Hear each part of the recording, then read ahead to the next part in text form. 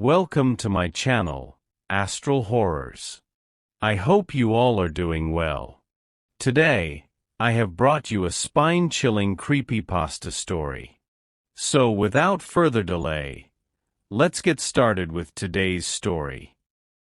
The Freight Manifest for Cortez Deep Terminal is the most boring document I read each morning, and I read it the way other people drink coffee. 12 years cross-checking cold chain logistics for the South Atlantic Port Authority in Montevideo teaches you that the boredom is the point. When a manifest is boring, the ships are honest, the seals are intact, the reefer containers are holding at -18, and nobody has spent the night moving something that shouldn't move. My name is Iselda Marin, and my job is to make sure that what a ship says it carries is what a ship carries, down to the last pallet, before customs releases it inland. I am good at it. I have never in 12 years signed off on a discrepancy I could not explain. So on the 9th of a wet April, I was looking at the incoming manifest for the reefer vessel Aracari, out of a transshipment hub I won't name because it doesn't matter, and everything reconciled except one line.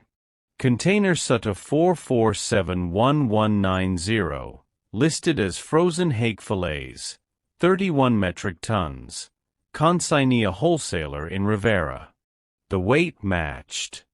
The seal number matched. The temperature log matched.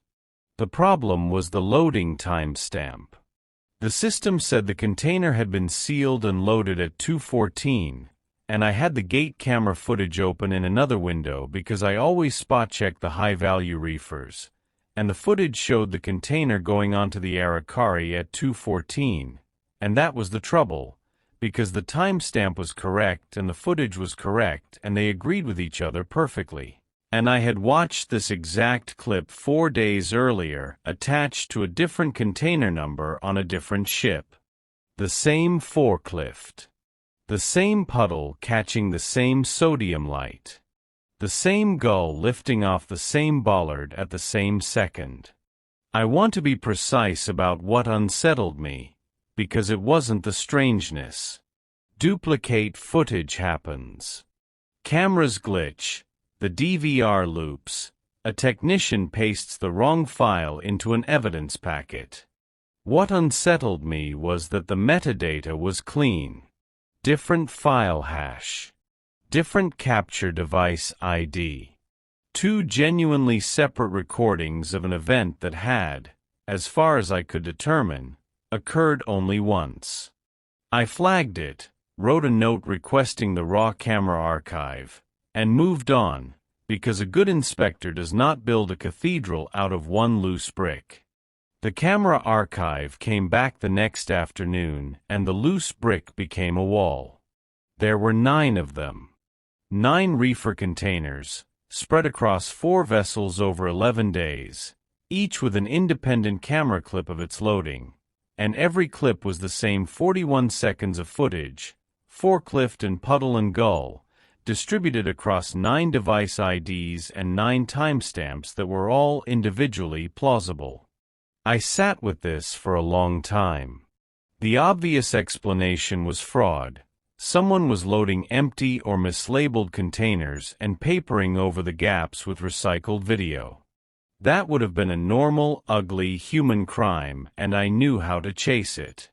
I pulled the weighbridge records for all 9. Every container had crossed the certified scale. Every one weighed within 100 kilograms of its declared 31 tons. Whatever was in them was real and heavy and cold. I requested the discharge records to see where they'd gone. 8 had cleared to consignees inland, signed for, gone. The 9th SUTA 4471190 was still physically present in the Cortez Deep Reefer Yard, held on a customs review I had not initiated and could find no order for. It had been sitting at Bay R19 for 6 days, drawing power, holding -18, waiting for a release that no one had requested and no one had denied. I went down to look at it. That is not something my grade normally does. I work from records. But records are a description of the world, and sometimes you need the world. Bay R19 is at the far end of the reefer block where the rows run out toward the perimeter fence and the container stacks give way to flat concrete and the wind comes straight off the water.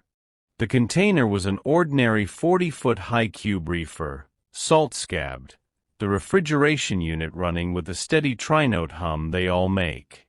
I checked the seal against the manifest number. Match. I checked the temperature display. Negative 18.1. I checked the data port and downloaded the unit's internal log to my tablet, which is standard, and that is where the second wrong detail arrived, quiet as the first. A reefer's controller logs its own history, set point changes, defrost cycles, power interruptions, door events. This unit's log went back 3 years, which was normal for its service life. But the setpoint history showed the container had been running at negative 18 continuously for the entire 3 years. No gaps. No power down between voyages. No warm interval during loading or discharge. According to its own controller, this container had never once been opened, never been empty, never stopped cooling since the day it entered service. Which was impossible, because a container is loaded warm and pulled down to temperature, and there is always a signature of that in the log. I stood there with the wind pulling at my jacket and did the arithmetic that inspectors do. 31 tons of hake, 3 years, 1 set point, never opened. I photographed the display, the seal, the data readout. Then I did something slightly outside procedure, which I noted honestly in my own log afterward. I put my bare hand flat against the door of the container, low near the bottom, where the cold sits. It was not cold. The unit was humming, the display read negative 18, the compressor was cycling, and the steel under my palm was the same temperature as the April air. I filed a formal hold request that evening under my own authority, citing controller log anomaly and requesting a physical inventory with a customs officer present. I wrote it carefully. I did not speculate. I described what I had measured. I recommended the container be opened under supervision because its internal record and its external condition could not both be true, and when 2 records disagree, you open the box. The hold was rejected within 90 minutes. The rejection came from an office I had corresponded with maybe twice in 12 years, the Maritime Security Liaison Unit, a small directorate that mostly exists to coordinate with the Navy about smuggling interdictions. The rejection was 2 sentences. The container SUTU 4471190 was subject to an existing interagency review and my hold was superseded. I was instructed to close my discrepancy note and mark the manifest reconciled. I did not mark it reconciled. I marked it pending and I went home and I did not sleep well, and I want to explain the not sleeping honestly because it matters to everything after. My brother Tobas worked the ports too, on the operational side, crane and yard, 10 years older than me, the reason I took this work at all. 3 years ago he stopped coming to Sunday lunch. Not dramatically. He drifted the way people do, took a contract north, sent shorter and shorter messages, and then a message that his sister wasn't going to hear from him for a while and I shouldn't worry, and then nothing. My mother filed a missing person report. The police were kind and useless. His last confirmed location was a transshipment terminal, the same category of place these containers came through, and the report went into a drawer where such reports go, and I stopped talking about it because talking about it made my mother cry and made me feel like I was the one who had let him drift.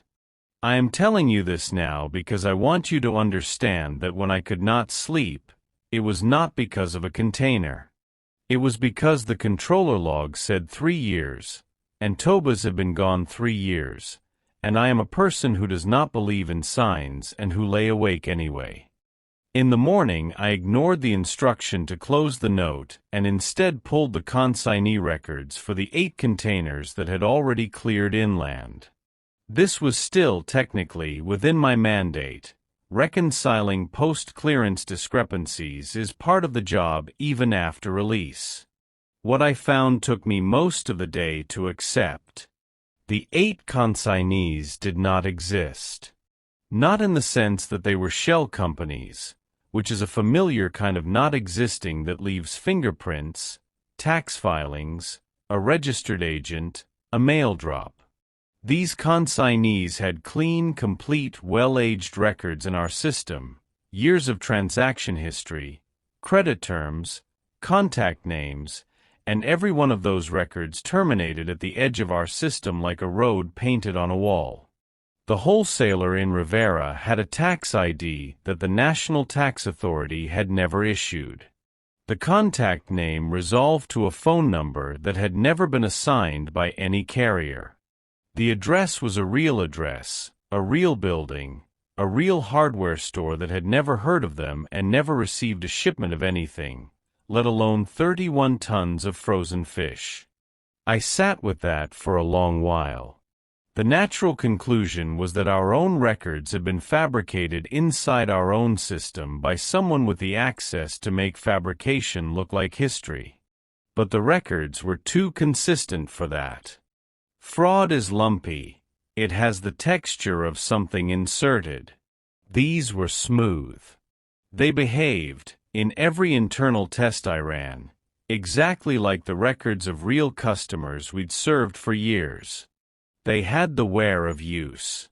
They just had nothing at the other end. And here is the detail I keep returning to, the one that moved this from a crime I understood to something I did not. The 8 vanished consignees, and the 9th phantom wholesaler in Rivera, shared a single common attribute buried in the routing metadata, a legacy destination code that our system no longer used and that I only recognized because I'd trained on the old system a decade ago. It was the code for onward shipment to points not served by surface transport. It was the code, in the old dispensation, for cargo transferred to the Space Logistics Program. We do not have a Space Logistics Program. We are a fishing port. I need to be careful here, because this is the point in the account where a person can lose the reader by sounding as though they lost themselves, and I did not lose myself. I did what I always do. I went to the source system rather than the story. I searched every manifest in our 15-year archive for that legacy destination code. I expected a handful of stray records from the transition, garbage data, the digital equivalent of an old sign nobody took down. I found 4,211 records. All reefer containers. All within the last 3 years. All routed in a field that should have been dead a decade, to a destination the field described as orbital resupply, staging point designation lunar, with a delivery cadence, a manifest structure, a whole functioning logistics grammar, cold cargo scheduled and shipped and confirmed received against a place that our port has no capacity to reach and no record of ever serving. The confirmations were what stopped my breath. Every logistics chain ends in a proof of delivery, a signature, a scan, a receiving party acknowledgement, because a supply chain that doesn't confirm receipt isn't a supply chain, it's a landfill. All 4,000 records were confirmed received. The receiving party field, across every one of them, held the same registered entity, a consignee with a full record profile like the 8 others, aged and consistent and smooth. The entity's name was rendered in our system as a routing string rather than a company, and the string translated, when I ran it through the old code dictionary, to something that did not read like the name of a business at all. It read like the name of a settlement. A place with people in it.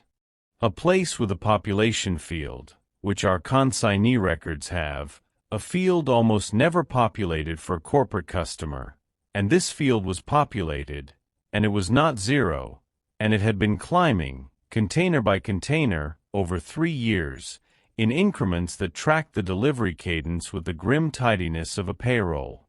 Someone or something was feeding a place. Cold food on a schedule, to a growing number of mouths, at a destination our systems insisted was the moon, confirmed received by a party our systems described as a colony that no history I knew contained. I want to record that I considered, seriously and at length, that I was being deceived. That this was an elaborate honeypot, an internal integrity test, or a laundering scheme dressed in absurd clothing to discredit anyone who reported it. I have investigated enough fraud to know that the most fantastical explanation is almost always a mundane crime in a costume. So I tried to strip the costume off. I looked for the money. Real cargo costs real money and leaves a payment trail, and if I could find who was paying for 4,000 containers of fish, I would find a person, and a person is answerable. There was no money. There were no invoices, no payments, no accounts receivable, no cost center. The containers had been packed, weighed, sealed, shipped, and confirmed received without anyone anywhere being billed a single peso. In a port authority, that is more impossible than the moon. Fish is stolen for money. Manifests are faked for money. There is no version of the trade that runs for free, because the trade is the money. A logistics chain with no economics is not a scam. A scam is somebody's livelihood. This was something that did not need to eat. That was the night I stopped sleeping in any real sense, and it was also the night the liaison unit made its first personal contact. He came to my desk at the end of the day, which nobody from that directorate had ever done, a man about 60 in a gray suit that fit him the way a uniform fits a man who used to wear one, and he sat in the chair beside my desk without asking and looked at my second monitor, which I had been careless enough to leave showing the archive search, and he read it. And then he looked at me with an expression that I have spent weeks trying to name, and the closest I have come is tiredness. Not menace. Tiredness. You pulled the legacy destination field, he said.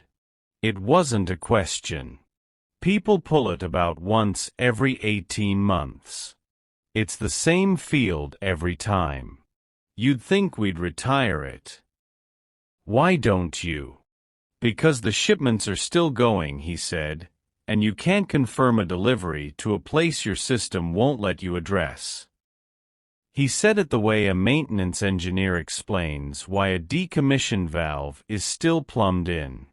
Operational. Unhorrified. That was the worst part. He was not frightened of what I'd found. He was tired of it. I asked him the only question that mattered to me by then, and I asked it flatly, because I had learned by then that flatness was the only tone the situation would tolerate. I asked him what was actually in the containers, if the consignees weren't real and the money wasn't real and the destination couldn't be reached. He was quiet for a while. Then he said the thing that changed the shape of everything, that took a strange crime and made it into something older and larger and much worse, and he said it without drama, reading it off some internal ledger of things he had made his peace with. He said, "The containers are real. The fish is real. The cold is real. The place receiving them is real. The only thing that isn't real is the idea that we started it." I asked him what that meant. It means, he said, that we didn't build the supply chain. We found it. Running. Confirmed. 3 years of deliveries already logged before anyone here shipped a single box. He tapped my monitor once, at the population field. The colony was already being fed. The manifests were already in our system, aged and consistent, like they'd always been there. We didn't create the demand. We inherited it. And when a system that large is already running, and already receiving, and the receiving party is already there and growing, you have exactly 2 choices. You keep it fed, or you find out what happens when it stops. I understood then why there was no money. You do not invoice something you are afraid of. You appease it. He gave me the rest over the following days, not all at once, in the manner of a man deciding how much rope to give a person he can't figure out how to stop. The port had discovered the phantom chain 3 years ago when a systems migration surfaced the legacy code exactly as I had surfaced it. The confirmations of delivery were genuine in the sense that they arrived on schedule, from a source no one could trace, using our own confirmation protocol correctly, which meant whatever was on the other end understood our systems intimately enough to speak them fluently. Attempts to interrupt the cadence had been made once. A shipment had been held, deliberately, as a test, the same kind of hold I had filed. During the interval that the container sat undelivered, the population field on the receiving entity did not stop climbing. It kept climbing. And a second field, one I hadn't noticed because it was almost always 0, began to climb alongside it, a field the old system used for spoilage and loss, and in the case of populated destinations, for deaths. The unfed place did not simply wait. It began to lose people on the ledger in numbers, until the shipment was released and the confirmations resumed and the death field returned to 0 as though the loss were being retroactively unwritten by the arrival of the food. They never held a shipment again. They kept it fed. They called it, in their internal shorthand, the standing order, and the entire apparatus of it, the fabricated consignees, the recycled camera footage, the suppressed holds, the tired man in the gray suit, existed for one purpose, which was to make sure the standing order was never ever late. I asked him why the footage was recycled. Why 9 containers shared one clip? Because the loadings don't always happen, he said. Some of the containers are packed and weighed and sealed by our people and go on ships. Some of them are just confirmed. The manifest completes, the weight registers, the seal logs, the delivery confirms, and no one ever touches a box, because there was never a box. The place is fed whether or not we send anything. We send anyway. We send real food on the real ships because the alternative is admitting we don't need to, and none of us wants to learn what it means that a colony on the moon that we are not reaching is being fed by our shipments that we are not sending. So we recycle the footage to make the paperwork survive an audit. We keep the ritual intact. The ritual is the only part we control. That is when I asked about my brother, because I am not made of stone and because the population field had been climbing for 3 years and my brother had been gone for 3, and I had come to the edge of what a person can carry without asking the question that will either free them or destroy them. I gave him Tobaz's name. I watched him not react, which was its own answer. Then I did the search myself in front of him, because I was past being managed. The receiving entity's records don't hold individual names. A colony is a number in a field. But every logistics endpoint keeps an origin trace, a record of the last confirmed handler of each container before it left our jurisdiction, and I ran the last 3 years of origin traces against personnel records, and I found my brother's employee number attached, as last handler, to 410 shipments over 3 years, the most recent one 19 days ago, long after he stopped answering my mother's calls, long after the police closed the drawer, long after I told myself he had drifted. He was still working. He was still, according to every operational record in the system, our most reliable handler on the standing order, present at the port, clocking shipments, the single steadiest hand feeding a place that could not be reached. And no one had seen him in 3 years. I did not cry. I want that in the record too. I sat very still and I understood something about the smoothness of the fabricated consignees, the aged consistency of records that had nothing at the other end, and I understood that a person could become a record that behaves perfectly and continues to function and continues to feed the standing order while the person themselves is gone wherever the food goes, and that the reason the colony was growing, the reason the population field climbed, was not that ships were arriving. It was that people were. The tired man watched me arrive at it. He did not confirm it, and he did not deny it. He said, "The order needs handlers who don't ask what they're handling." He stopped asking. He got very good at it. He is, by every measure we have, still doing an excellent job. And then he said the thing that I understood was the actual offer, the reason he'd given me rope instead of cutting me off, the reason the liaison unit sends a tired man instead of a threatening one. We are always short of people who understand the system well enough to keep the paperwork alive. You already understand it better than most of the people we have. The work is quiet. You would know where he is, in the way that we know. You would be near it. And the order would never be late. I understood exactly what he was offering. He was offering me the same door my brother had walked through. Not death. Something worse and quieter. To become a record that functions perfectly. To feed the thing that had my brother in it. To be near him in the only sense the system permitted, which was to be dissolved into the same standing order and to keep it running from the inside forever, reliable, unaudited, unbilled, unmissed. And the alternative he was too tired to say aloud, but that I understood as clearly as if it were printed on the manifest. I could refuse. I could take everything I had found to whatever authority still felt real to me. I could try to stop the standing order. And I already knew, because they had already run the test, what happens to a place when the standing order stops. The death field climbs. The unfed lose people.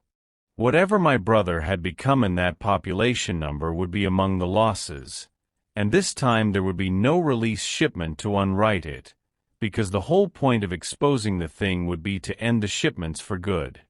So the choice was this, and I have turned it over enough times now to know it does not soften. I could keep him fed by joining the thing that ate him, and be near him in the dark, and keep 4,000 strangers alive on ships that increasingly did not need to sail. Or I could try to free him by stopping the order, and in doing so kill him, and them for certain, in exchange for a truth that no one would believe and that would change nothing, because the confirmations would keep arriving from a source we could not trace, from a place that was fed whether or not we sent anything, and my refusal would only remove the one part of the ritual we controlled. I did not choose to join them. I want that recorded clearly, because it is the only part of this I am able to hold on to. I could not make my hand feed the thing that had my brother. That was not courage. It was the opposite of courage. It was the inability to bear being that close to what he had become. But I did not stop the order either. I could not sign the death of 4,000 people and my brother among them for a truth that would not survive contact with the world. So I did the third thing, the coward's thing, the only thing the system had left unclaimed. I marked the manifest reconciled. I closed my discrepancy note. I wrote in my own careful hand that the container at Bay R19 had been inventoried and found in order, and I released it, and it went, and the population field climbed by the increment it always climbed, and the death field stayed at 0, and I kept the order fed the way everyone before me had kept it fed, from the outside, doing my job correctly, feeding it with the labor of not looking. I still work at the port. The manifests are boring again, most mornings, and I read them the way other people drink coffee. When the standing order comes through, and it comes through every 11 days, I reconcile it. I check the seals. I confirm the weights. I let the containers go to consignees who do not exist, bound for a place I cannot reach, and I do not file holds anymore. The tired man retired. Someone will send a tired person to me eventually when a new inspector pulls the legacy field, and I will read them off the same ledger I was read, and I will tell them there are only 2 choices, and I will be lying because there are 3, and the third one is the one I took, and it is the one that lets the order continue with a clear-eyed person at the desk who knows exactly what she is feeding and does it anyway. I lost the thing I was proudest of. Not my brother. I lost him 3 years before I knew it. I lost the belief that reconciling the record and telling the truth were the same act. I built a whole life on that belief, 12 years of it, the boredom I loved, the certainty that if the numbers agreed the world was honest. Now I know the numbers can agree perfectly and describe a horror, that a system can function flawlessly for a purpose no one chose, that my signature can be accurate and complete and correct and be, at the same time, the thing that keeps my brother in the dark and fed and gone. Every reconciliation I sign is true. That is what I can no longer bear. They are all true. Somewhere the population field is still climbing. On the 11-day cadence, it climbs. I feed it. The containers hold at -18 and the steel is never cold, and the confirmations arrive from a place that was there before we found it and will be there after we stop, and my brother is doing, by every measure we have, an excellent job. I check his origin traces sometimes. He handled a shipment 19 days ago. He always has. He always will. I make sure the order is never late.